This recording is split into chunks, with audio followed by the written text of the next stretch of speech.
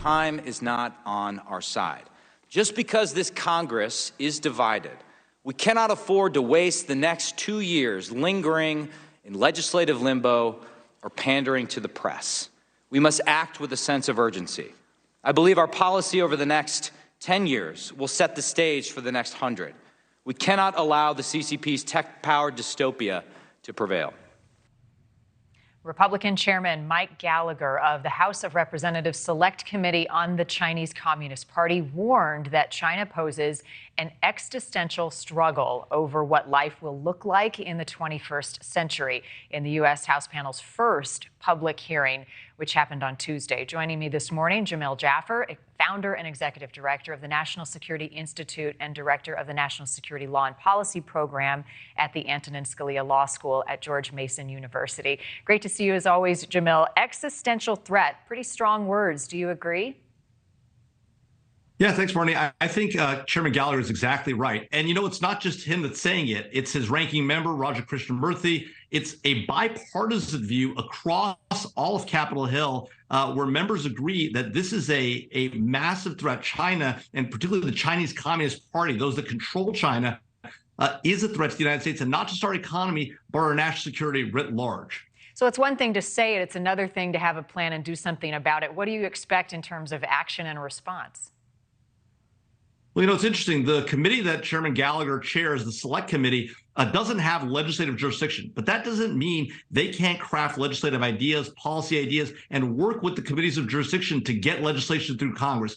We're going to see things like examining American companies and American investments that are made into China. We're going to see questions about how to separate our economy, particularly on issues like critical minerals and other semiconductors, places that we rely today on China. And figuring out how to ensure that our nation can really be independent and operate independently without having to rely on China when they are very much operating in ways that are contrary to our interests and our values. I'm glad you brought that up, Jamil, because in the State of the Union, a lot of people picked up on President Biden's remarks. He talked about the U.S. becoming less reliant on China in a number of different sectors. What areas do you think we are depending too much on China for right now? Well, you know, one area that I think is really important, obviously, semiconductors is a place we've talked about a lot. And we know that the U.S. government has invested a lot of money working with industry to build semiconductor fabrication facilities here in the United States. But we rely on China still today and will even in the future today for bulk semiconductors, the kind of things that aren't high-end computer chips. We're starting to wean ourselves off of that today. But, you know, the stuff that goes in everyday items, right? We're still going to rely on China for that for a long time. So we're going to have to figure out how to get those made elsewhere. They don't necessarily have to be made in the United States, but they can be made in allied countries elsewhere in Europe and Asia and the like.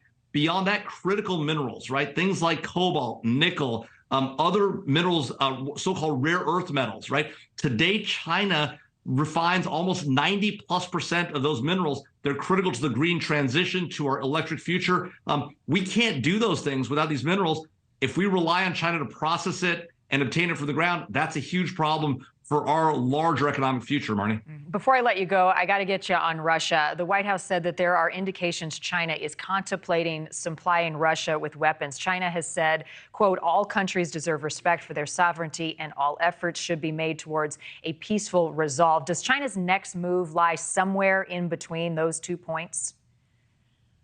I think it absolutely does. I mean, we know they're already supplying flak jackets, helmets, non-lethal military assistance to the Russians through Chinese companies, through CCP companies. Worth noting, Marnie, you know, there are no independent companies in China. They're all controlled and have influenced by the Chinese Communist Party. So when the Chinese say our companies are doing something, it's the Chinese government. In reality, they're moving very close to provide military aid. They're looking to obtain peace through the supply of potential military equipment. That's a huge problem. Yeah, and an AP poll showing 61% of Americans more concerned about China right now than they are Russia. As always, Jamil Jaffer, thank you. We're out of time. Good to see you. Thank you for watching. Go to newsnationnow.com to find News Nation on your television provider. And don't forget to click the red subscribe button below to get more of News Nation's fact-driven, unbiased coverage.